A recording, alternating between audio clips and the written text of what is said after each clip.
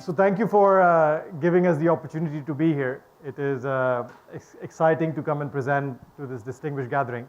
And it's very inspiring what is happening in this place.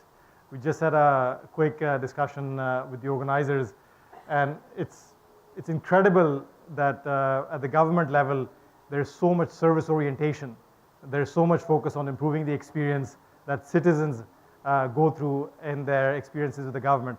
And I'm sure the customer orientation here is probably at a world-class level, one of the highest. So thank you very much for inviting us and for basically inspiring us with everything that you guys are doing. Now, quick introduction about Careem. As all of you know, we are the leading ride-hailing service in the Middle East. We are present. We were actually started here in Dubai, not very far from here in the Internet City. And that was 6 years ago. And the promise was to build a mobility business for the region. We have, alhamdulillah, come a long way. We have grown faster than we expected, anyone else expected.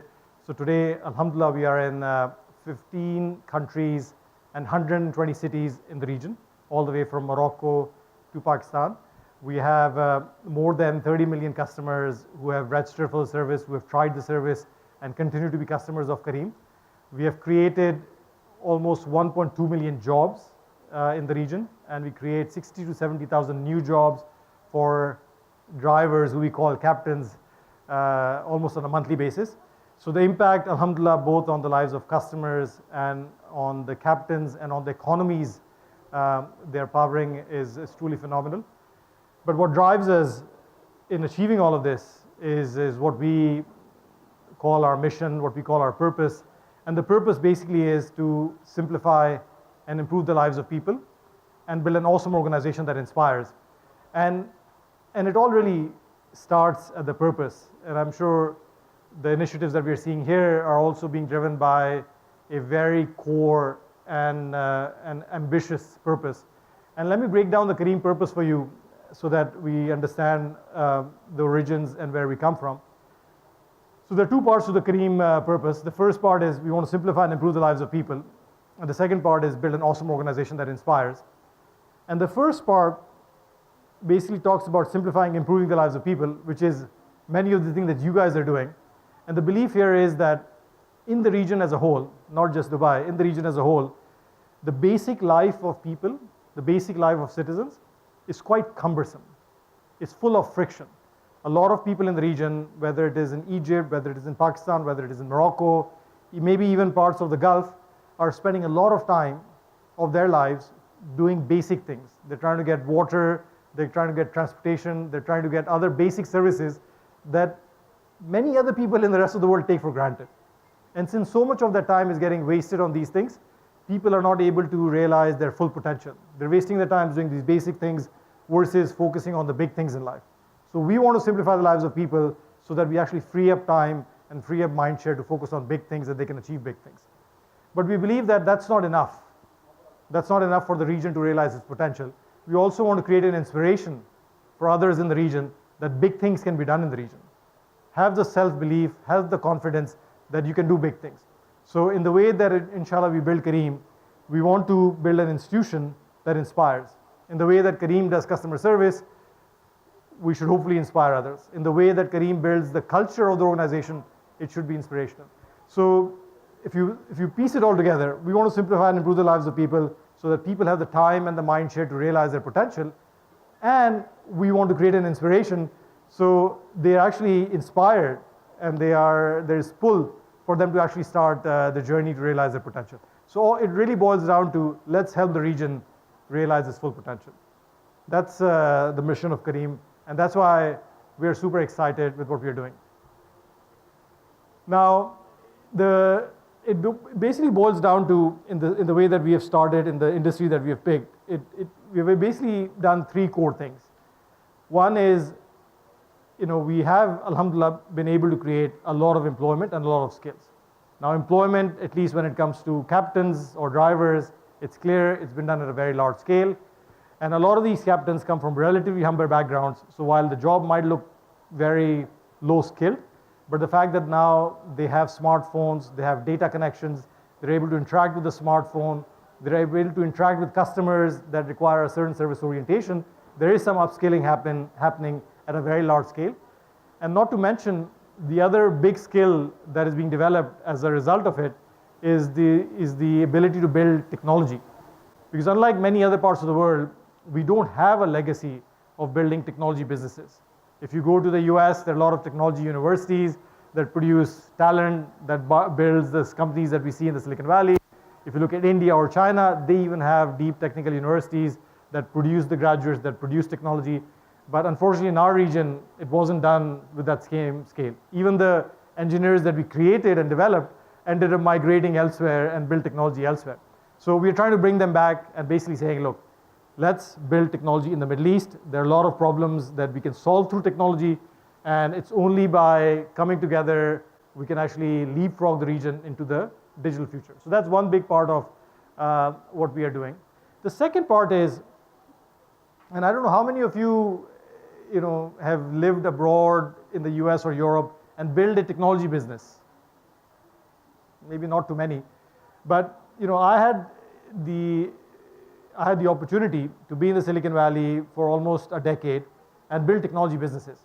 And when you're building a technology business in the Silicon Valley or most parts of the developed world, it's actually relatively easy because there's so many building blocks that other people have created that you can build on top of. And let's look at the example of payments. Everyone in some of those countries have a credit card, which makes it very easy for e-commerce companies to collect payments from customers. Let's look at the example of maps. The maps in many of these places are actually quite accurate, which makes it very easy for people to figure out locations, deliver to the right locations, and so on and so forth. And there's so many such building blocks that are very reliably provided to build a technology business. Whereas in our region, yes, there are pockets where these things are available, but there are bigger pockets where these things are not available. So there is a lot of infrastructure that needs to be developed to actually build businesses like Careem and scale businesses like Careem, which has happened in the process of building Careem.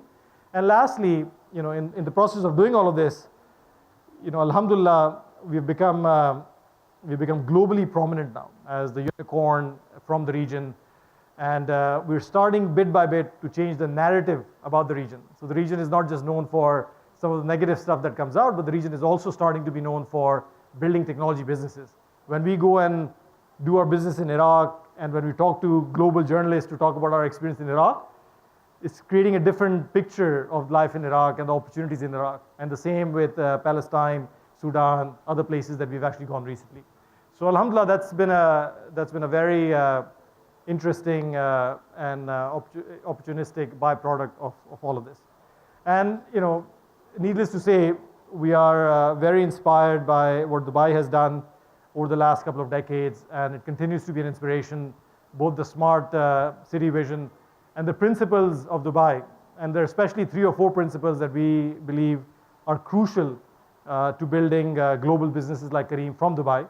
And there is one around being globally, politically neutral, business friendly. We all know that Dubai is an amazing hub for targeting the 700 million people that live between Morocco and Pakistan. So while the local population might be relatively small, the opportunity in Dubai is not just the opportunity in Dubai, but the opportunity of the region. The fact that the society is bound by tolerance and openness gives us the opportunity to attract global top talent that has a value proposition to be based in Dubai. When you call an engineer or a data scientist in San Francisco and tell them you have an opportunity for them in Dubai, they actually listen to you. And they actually listen to you with a lot of interest. They don't hang up the phone. And if you tell them about Karachi, Riyadh, Cairo, they might hang up the phone and say, I'm not interested. But Dubai is an attractive destination for global top talent because it's a very open and tolerant society. And then, it does rely and put a lot of emphasis on top talent. So overall, what Dubai has built over the last 2 decades has given us a platform, has given us an environment that allows us to attract top talent that is required to build businesses like Careem. So super, super grateful for everything that Dubai has enabled for us and for businesses like Careem. And as you may have heard in the last week, in the last month, we finally signed an agreement with the government of Dubai, which will allow us to put taxis in Dubai on our app. And it speaks volumes to the vision of Dubai and the openness of Dubai to allow a private company to come in, partner with the government, and provide a service that is going to create convenience for people, that's going to leverage all the expertise that the private sector can bring, and reduce congestion and improve the lives of people in the region. Now, there is one myth that I want to dispel before we get into the case study for today, which is customer satisfaction, which is that technology businesses disrupt industries. There's a lot of talk about disruption, and especially when you think of the narrative that comes out of Silicon Valley, people keep talking about disruption, disruption, disruption, and there's almost like pride that people take in disrupting industries. Our view on this whole topic is, in this region where we stand today, we do not have to disrupt. We do not need to disrupt. In fact, there is an amazing opportunity to enable, because you basically disrupt things that have been there that are inefficient. But in many parts in many industries in the region, we're still quite early. Unlike Dubai, most of the region did not build sophisticated transport infrastructure like metros or subways or even sufficient buses. So we can actually go in and build it for the first time. Similar example for financial services. Many of the people in the region don't even have bank accounts. So there isn't much to disrupt. You're basically enabling and building for the first time.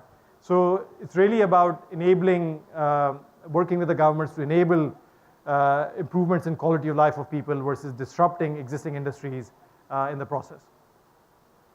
So now I'll go through a few principles and a few examples from delivering customer experience at Careem, and then we can open it up for questions, and would love to make this as interactive as possible.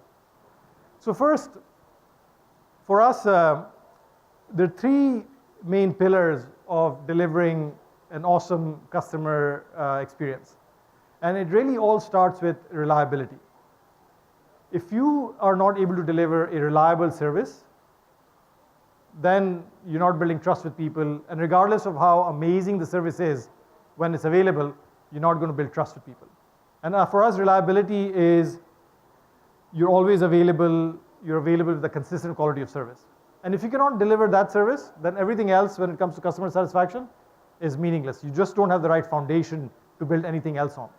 So reliability for us is the first and foremost thing that needs to be in place for us. And for us, that basically means when you need a car, you'll get a car. The quality of the car and the quality of the service will be consistent. When you need to contact customer service, you will be able to get through the customer service. You'll get a consistent quality of experience. And when those exceptions happen, and because exceptions do happen, right? There's so many variables that can go wrong. There is traffic, there is accidents, there is lack of training sometimes. When exceptions do happen, we need to be consistently amazing in the rebound.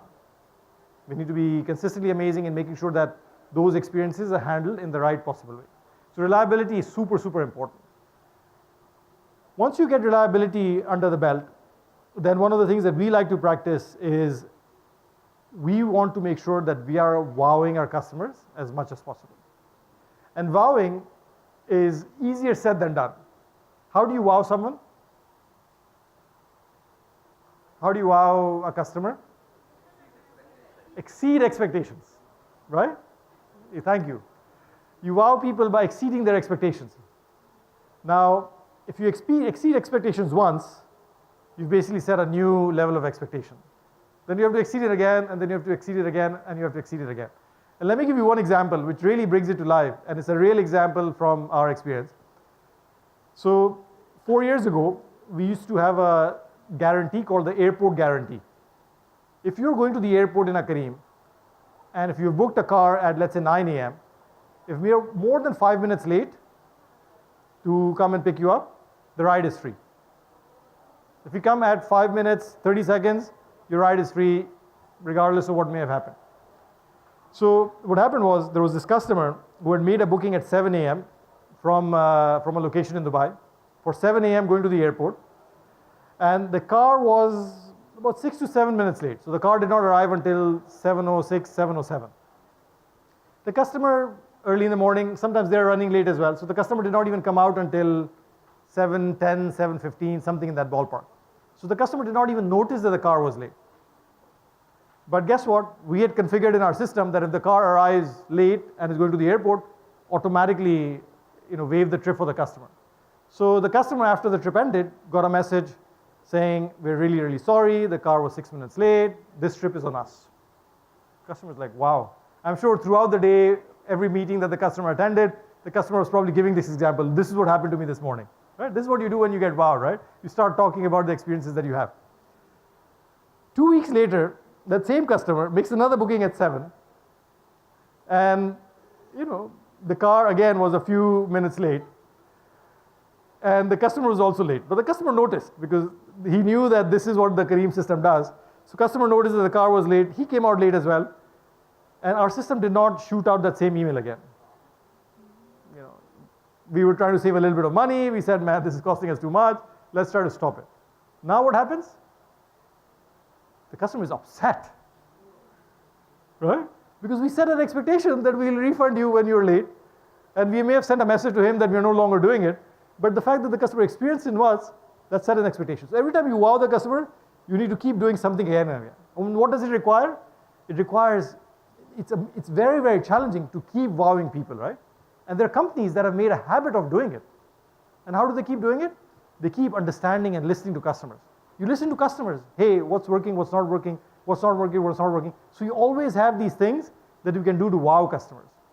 So it really is an organizational challenge more than anything else. How do you enable yourself to keep listening, keep innovating, and keep wowing? So this is something that we hold very, very dear. And there is always an attempt to wow customers. And then lastly, the example that I gave with the customer getting an email is something that we practice more and more, is what we call proactive customer service. Many times, given the kind of business we do, we know that you had a bad experience. We know that the car was late, or the captain wasn't right because you give us a rating, or something else went wrong. Why do we wait for the customer to complain? We know the customer wasn't happy because he has actually either experienced something bad, or he has actually told us through a rating that things were bad. So let's not wait for the customer to tell us something went wrong. Let's reach out to the customer proactively to make sure that that experience is amended. So that's something else that we do as part of customer satisfaction. So these are the 3 high-level things that we do. There's so many details and so many other things that get done, but this is what we do at our level. Now keep in mind, when you take a Careem and go from point A to point B, what's the largest part of your experience? The time that you spend on the app? Probably not, right? You're spending like 2 minutes on the app, not even 2 minutes on the app, 30 seconds on the app. But the largest part of your experience with Careem is sitting in that car, captain, the car. That's the largest part of your experience with Careem, right? So how do we make sure that that experience is top-notch, right? And the belief is that that experience, or the person that's delivering that experience, is really the captain. Right? The captain has to be professionally dressed, has to give you the right experience. The captain is controlling the car as well. So the captain is in control of the experience that you have in the car. So we just have to make sure that these captains are happy and they're satisfied, because if they're happy and they're satisfied, they'll give great experiences.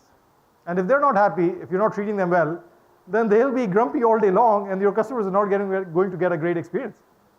So a lot of our focus when it comes to customer satisfaction is spent on satisfying captains who are then enabling the large part of the experience that customers have with Careem.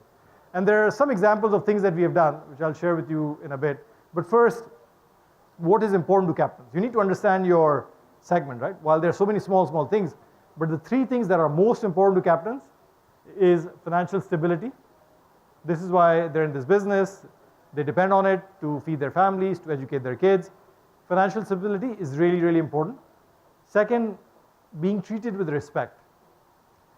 The reason we call captains is because when we first started Careem, we realized that the captains are such an important pillar of our business, and we were a little bit sad that in the region, for the most part, the captains were not treated with respect. A lot of times, we just refer to them as drivers, right? Almost like they're not equal to us. So we actually chose the word captains to sort of elevate their status and start viewing them in a different way, both internally and for themselves as well. So sometimes when I get calls from captains, they're so proud of being called captains, they say, sir, this is Captain Tariq. And that's a proud moment for the captain to be called a captain. And also we tell them that just view yourself as the captain who's responsible for the safety of your passengers. You're not a driver anymore. You come to the Careem office as a driver, but you leave the Careem office as a captain. And now, just like the airplane captain has a lot of responsibilities to look after the safety of their passengers, in the same way you have the same responsibilities. So there is a big mindset shift internally that we're trying to drive with the word captain, but also get the external world to view them a certain way that delivers the right quality of experience for them. And then lastly, they are on the road, they have a lot of issues as well that we need to look after, right? Just like customers need customer service, captains also need captain service, and this is a big part of their experience with us.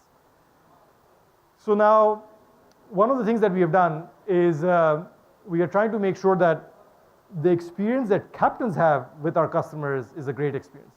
Because just like customers have 70% of their experience dictated by captains, captains have the large part of their experience dictated by customers as well. They spend some time with us, some time on our app, but the large part, they're sitting in the car with a stranger, and their experience is shaped by that interaction. So a few things that we have done, and we've had to do it in a very culturally sensitive way. We've launched customer ratings for customers as well, so captains can rate customers. We are constantly educating our customers on ride etiquette, so teaching them and coaching them how they should work with captains. And then when some customers constantly get bad ratings from captains, we start coaching them and educating them on what they need to do to improve their etiquette with captains. And now customer ratings. Now this is a very controversial topic. How many of you like customer ratings? Very few hands, right? Very few hands. When we first launched Careem, especially in Saudi, 90% of our customers were women.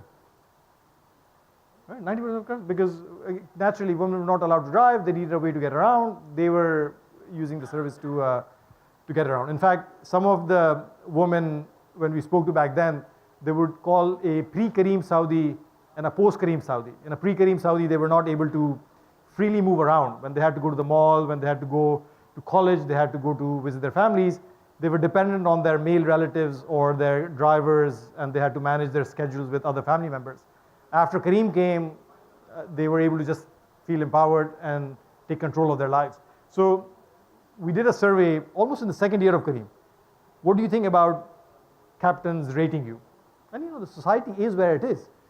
We got some pretty loud responses. How dare a captain or a driver would rate me? It's a pretty controversial topic, right? So we didn't do it then. We said the society is not ready for it. So first we had to get people used to rating captains. That's the first step, because even that wasn't happening before, right? Because in a taxi, you don't get to rate a captain that easily. So first we had to get them used to the rating. We had to tell them about the etiquette expectations by putting things in the car, that their responsibility is to look after the car, look after the captain in the same way.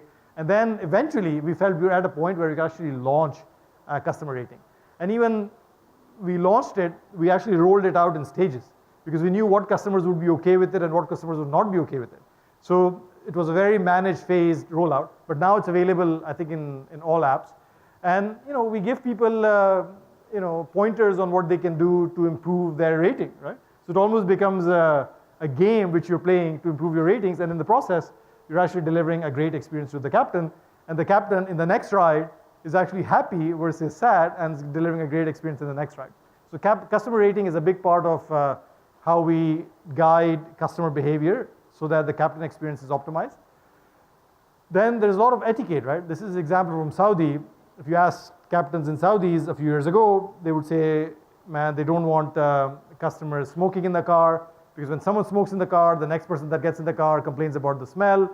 And the society was a little bit difficult to have a Saudi captain tell someone at the back of the car, you cannot smoke. They would get violent reactions. So we started taking this upon us to educate the customers that it's not right to be doing it because other customers don't like it. It's not that the captain is bad, it's other customers who are complaining about the smoke smell. Captain respect was a big topic. We made some funny videos that went super viral to sort of bring this point home. And underpayments. Now, you don't see much underpayments in a place like Dubai, but we're having a big issue with underpayments in Saudi. You know, people would take trips, and instead of the trip cost is 50 riyals, they would pay 10 riyals and they would leave the car. And the poor captain is saying, I need to get the remaining money, but what can the captain do, right? The captain cannot hold the customer, lock the car. So it was just very, very difficult. So we had to, again, through videos, through a lot of communication, educate customers and build empathy for the captain. That look, you know, this is what the captain depends on for a living. When you don't pay, then this does impact what he's able to spend on his family and so on and so forth. So there was a lot of education that was required to deliver the right quality of experience for the captain. And just imagine, right, if you get in the car and you're rude to the captain, there is a chance that the captain will have a rough entire day, right? And when he is not in the right mindset because of the first trip that happened in the day, then all the trips that this captain does during the day, you cannot expect this person to deliver an awesome experience. It's very, very challenging, right? Just human psyche. So every interaction with the captain, if it's a good interaction, then the captain is happy and he delivers the right experience. And otherwise, it becomes a downward spiral, right? One bad experience, then this captain is not his best, gets another bad experience, and then just keeps going down. Super important. And then, like I said, you know, when we found customers, and we automated all of this stuff, right? We were consistently getting challenging ratings for the captains. We started giving them tips on how could you improve it, and in a very polite, gentle way. And you know, this is a small thing to give the right experience to captains, but what we're hoping is it starts transforming mindsets in a subtle way that will hopefully go beyond the trip and the Careem experience. If we start treating our fellow humans, our fellow citizens, our fellow residents with basic dignity and respect, and if this is a way to drive that, hopefully this is going to be not just in a Careem ride, but in other places as well, where people interact with service staff that may not be socio-economically at the same level as them. So that's a little bit on the customer side. Now, on the captain side, now there is another layer of this. So to deliver the best experience for customers, you need to deliver the best experience for captains. Now, to deliver the best experience for captains, you also need to deliver the best experience to your colleagues. Because who's serving the captains? Yes, the captains are interacting with the customers, but at the end of the day, if the people in your company, your employees, your colleagues, are not getting the best experience from your company, then they're not going to deliver the best experience to your captains. So that's where a lot of initiatives that we do around colleague experience come in. Colleague experience, just like customer experience and captain experience, is a foundational priority for us at Careem. We want to make sure that your experience at Careem is so good that we are role modeling the behavior, role modeling the experience that you need to give to your captains. And we have done a bunch of things around education. You know, we tried to build empathy for captains. There is a fund that was organically created to help captains in their emergencies. And we try to educate colleagues through getting them involved in driving, onboarding, and others, so that they have a great experience. They have an experience that they can relate to for the captains and end up delivering outstanding service to captains. So that's a little bit on the customer satisfaction and the factors that drive it. Now, just one word on Dubai as a startup. Like I said at the beginning, we're super grateful to be in Dubai. There is no city in the region that can enable the creation of a business like Careem. Because to build a business like Careem, you need top talent, you need top technical talent, and that requires a certain value proposition. And Dubai, with its amazing infrastructure, with its open and tolerant society, has actually enabled that value proposition for top talent. Now, if you come to the Careem office, you will actually literally see quotes of the leadership of Dubai. Every morning, the leadership team meets, we read a quote. We're trying to inspire our leadership with everything that Dubai has done. And when we look at Dubai, we actually feel that, you know, Dubai is a startup. It's a city startup in some ways. It's a city that is super ambitious, right? Dubai wants to be the best in everything. There's so much belief and optimism in Dubai, which is generally something that you find with entrepreneurs as well, right? They believe in something, which is why they're doing it. There is a belief that anything can be overcome. You know, we saw Dubai going through some challenging times in 2008 and others, and there was such optimism and belief to overcome them. which is something that you needed in a startup as well. And so many of the principles that govern the mechanical growth of Dubai are also like a startup. The local population is relatively small, so Dubai, just like Careem, needs to constantly think of how do we deliver the right experiences to attract more people to Dubai for shopping, for living. And we actually feel that there's so many things that we can learn from Dubai when it comes to setting the right ambition, organizing people to deliver that ambition, and in the service orientation that the city has. So thank you so much for giving us the opportunity to be here, to build Careem in Dubai. And we're grateful and inspired by the massive service orientation that Dubai has built over the last 2 decades. Hello, good morning. My name is Fatma, and I have a question regarding women drivers. I've heard that in Saudi Arabia you started to employ a large number of women drivers, and I was wondering when would you make that option available in the UAE, and if the fares for the women or men drivers are going to be the same for the customers. Right. Thank you. Thank you very much, Fatima, for that amazing question. The background of this is the following. For the longest time, Saudi was Careem's biggest market. And many people felt Careem is doing so well because women cannot drive in Saudi, and that's why Careem is doing well on the back of women who cannot drive. And so many investor pitches that I would do, people would ask, what happens if Saudi allows women to drive? Right? And my response always was, I don't know what happens if Saudi allows women to drive, because in many other countries, women are allowed to drive and services like Careem are still doing very well. So I don't think that's going to have a big impact. But fundamentally, intrinsically, that's the right thing to do. So we should always support the right thing and let the business and economics figure its way out. So as soon as the announcement came of women driving in Saudi, within 30 minutes of that announcement, we took the Careem oath from a woman that I'm going to become a woman captain, and I'm going to deliver amazing service to the customers. And on that same night, we announced that by 2020, we will have at least 20,000 women captains in Saudi. Now, we've put a lot of emphasis on making that happen through education, through training programs. The uptake has been a little bit more challenging because even though it's allowed in Saudi, I think we probably have a few hundred, maybe 1,000 captainas. And once in a while, you might find one in Saudi. But I think the society and the culture is still coming in the way. Many people are still waiting for others to do it before they would jump on it. And we are eager to do this in all parts of the region. We've done this in Egypt, we've done this in Pakistan, we've done this in Jordan. And it's very exciting it's not exciting is the wrong word, but it's very humbling to also hear the stories of some of these women who are working as captainas.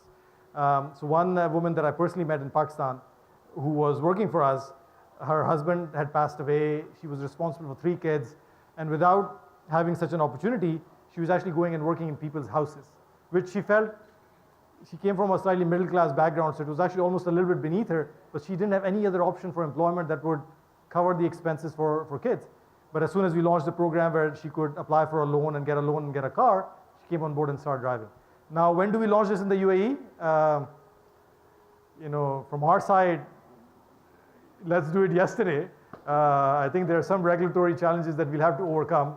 Our head of regulatory affairs is here. So maybe Samir, this is something that we pick it up and try to enable as soon as possible. Now the question is, how many women will come and drive if this is available? Is this just a fun thing, or is it something that women will take it up for good? But from our side, women empowerment is a key priority, and this is something that we are grateful that we've had the opportunity to influence in some small shape or form. You spoke about customer experience and the things that you do in terms of being reliable, customer wowing or wowing the customer, and being proactive. You actually do it so well that you don't only wow your customers, you wow people who became your customers from that. Just to give you an example, I thought maybe you will reiterate that example, but a few years ago there was a fire in the Dubai Marina area. And a lot of people were being stuck either there trying to come out or people out wanting to come in. And then suddenly I see a WhatsApp message going around saying Careem is offering free rides for anybody in Dubai Marina. And guess what? You gained me as a customer that day. So well done. I have a question with regards to being captains. What is the onboarding process? What is it that you do to qualify a person to be a Careem captain? Yeah. First, thank you so much for sharing that example. I think it starts at the purpose, right? We have managed to do a decent job in making sure that everyone feels that this is the purpose, believes in it. And then a lot of these initiatives are very organic from the organization. So we can't take credit for it. It's the people that have made it happen. Now, the onboarding of captains is a different process in different markets. So in the UAE, it's relatively simple. You can actually sign up online, drive.careem.com. You'll get an appointment. You come to our office. We look at your documents. And then we give you the download link for an app. You download the app and you sign up. In some other markets where security is a bigger concern, there is a slightly lengthier process. So for example, in Egypt, we check criminal records. We do a drug test. In Pakistan, there is a multi-layer security check that happens because of the security situation. So the process is very quick in some markets like the UAE and Saudi, but in other markets it tends to be a little bit longer. Yeah, so the question is, technical companies are becoming lifestyle companies, and maybe lifestyle companies are starting to become tech companies. Look, I think our view is that everything will become tech-enabled over time, because there is just a new way of doing things that is enabled by technology. So anything that was done a certain way can be done in a more efficient way, in a more affordable way, in a more convenient way through technology. So, the companies have taken different approaches, right? There's a company like Amazon that basically says, look, I'm going to expand in the value chain more and more, and I'm going to become the full owner of that industry or industries that I'm a part of. And the traditional sector is basically saying, look, how can I start a digital initiative and make sure that my services are digitally enabled? It's more of a layer on top. Now, the way that we view the world is, again, from the lens of being an enabler and not a disruptor. We do not believe that we are the right people to be doing everything. We believe in working with governments. We believe in working with traditional sector, traditional businesses, to enable them to enter the fourth industrial revolution, to enable them to become tech-enabled. So our model basically is, let's find the right technology layer on the top initially that provides the traditional services, the traditional businesses in a better way to customers. And then over time, let's work with the partners to start enabling them with tech as well. So the RTA example is phenomenal in that way, right? If you look at what happened before, we were just a layer on top of RTA limousines, right? We didn't change anything. We just gave them a device. We started dispatching to them. But they were still licensed by the RTA, still working with the RTA. Everything was still fine. And that's what we did for the first 4 years. Now that we have actually demonstrated that we can deliver that, and we build the trust and we build the credibility, now we're able to go to the RTA and say, let's internally as well, let's just come and help you make your services more efficient, make them better for customers. So the JV that we're doing is us basically moving down the rank. We're still working with the RTA. We still believe they are the right people to be doing what they're doing, but we are simply the technology providers that can enable them. So the philosophy is, let's be an enabler. Let's work with others to to simplify the lives of people in our region and not try to be disruptive in our mindset.